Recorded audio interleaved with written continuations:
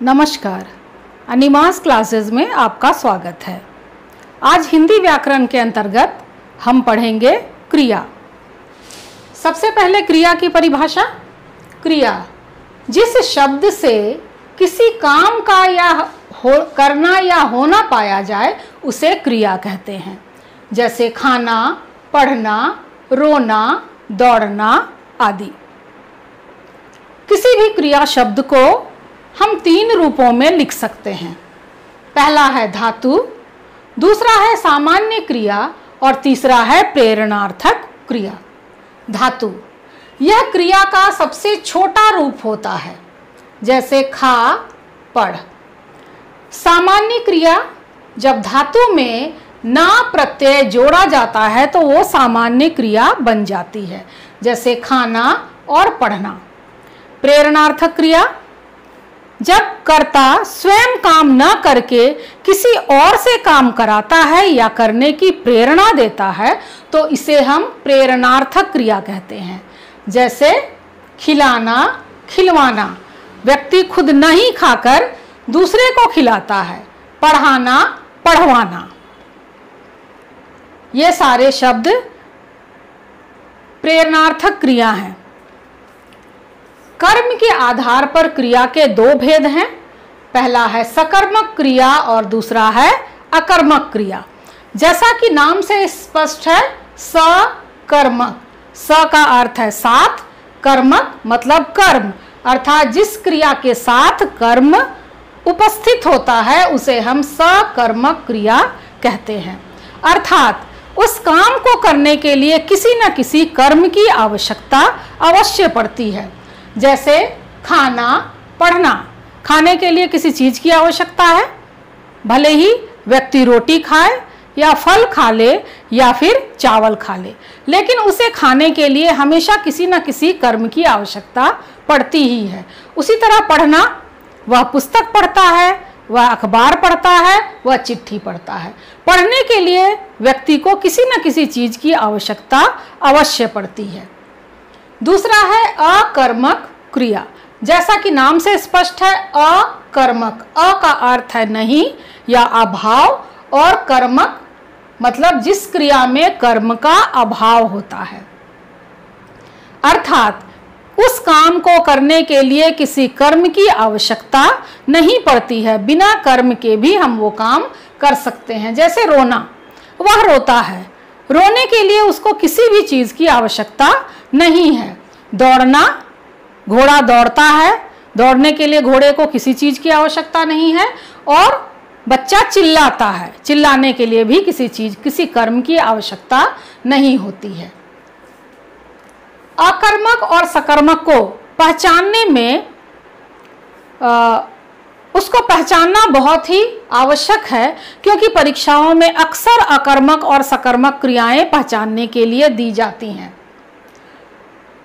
कर्म है, इसलिए जब कभी भी हम क्रिया के साथ कर्म कारक का चिन्ह लगाकर प्रश्न पूछते हैं और अगर उत्तर में कर्म आता है तो वो क्रिया सकर्मक होती है, और अगर हमें उत्तर नहीं मिलता है तो वो क्रिया अकर्मक होती है। जैसे खाना या बच्चा खाता है, तो हम प्रश्न पूछेंगे किसको खाता है।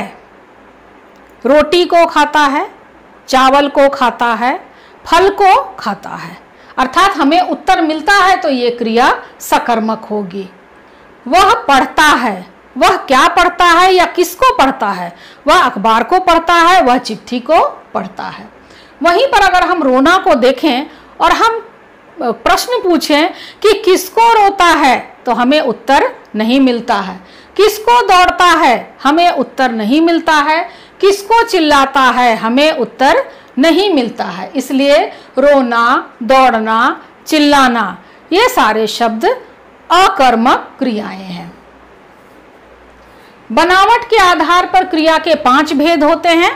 पहला है सामान्य क्रिया, दूसरा है नाम धातु क्रिया, तीसरा है संयुक्त क्रिया, चौथा है पूर्वकालिक क्रिया और 5वां है अपूर्ण क्रिया।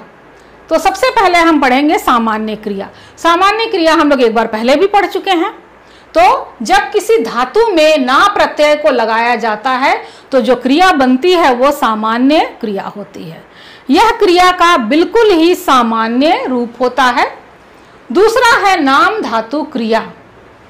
जो क्रिया संज्ञा, सर्वनाम या विशेषण शब्दों से बनाई जाती है उसे नाम धातु क्रिया कहते हैं। जैसे हाथ से हथियाना, ठग से ठगना, बात से बतियाना और अपना से अपनाना। तीसरी क्रिया है संयुक्त क्रिया।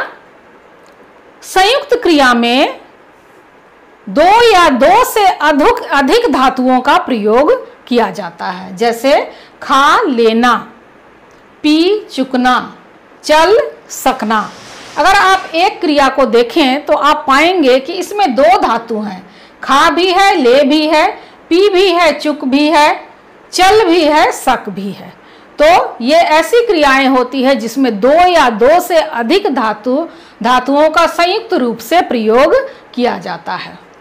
चौथी क्रिया है पूर्वकालिक क्रिया। जब किसी धातु के साथ कर का प्रयोग किया जाता है, अर्थात कोई काम किसी काम से पहले होती है, तो उसे हम पूर्वकालिक क्रिया कहते हैं।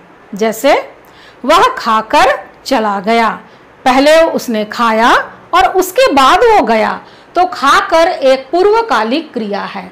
अर्थात धातु के साथ जब कर प्रत्यय लगाया जाता है तो वो पूर्वकालिक क्रिया बन जाती है। जैसे खाकर, जाकर, पढ़कर, सोकर आदि।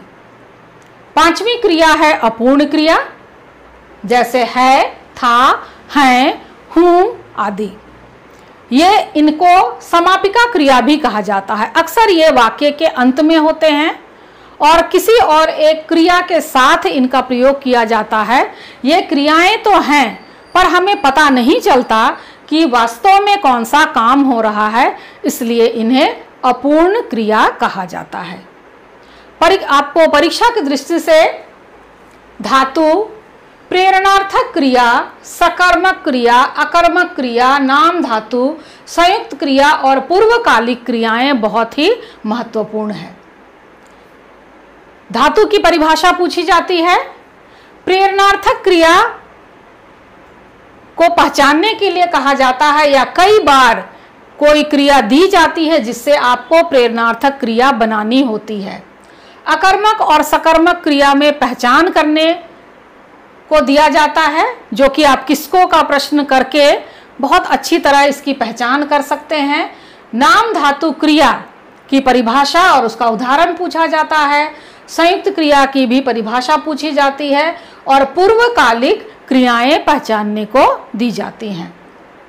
इसके अतिरिक्त एक और बात आप याद रखेंगे कि क्रिया एक विकारी शब्द है, अर्थात क्रिया पर लिंग और वचन का प्रभाव पड़ता है। अगर कर्ता स्त्रीलिंग में है तो क्रिया का रूप भी स्त्रीलिंग हो जाता है। अगर कर्ता पुल्लिंग में है तो क्रिया का रूप पुल्लिंग हो जाता है। कर्ता एक वचन हो तो क्रिया भी एक वचन में होती है और अगर कर्ता बहुवचन में हो तो क्रिया भी बहुवचन में हो जाती है। जैसे लड़का पढ़ता है और वहीं पर स्त्रीलिंग होने पर लड़की पढ़ती है। दूसरा उदाहरण हम ले, घोड़ा दौड़ता है और घोड़े दौड़ते हैं, अर्थात लिंग और वचन दोनों के बदलने से क्रिया का रूप भी बदल जाता। उम्मीद है आज का टॉपिक आपको अच्छी तरह समझ में आ गया होगा। अगर टॉपिक समझ में आया तो वीडियो को लाइक कीजिए और चैनल को सब्सक्राइब करना बिल्कुल मत भूलिए और बेल आइकन को दबाना भी मत भूलिए, ताकि अगला वीडियो जब भी आए तो इसका नोटिफिकेशन आपको मिल सके।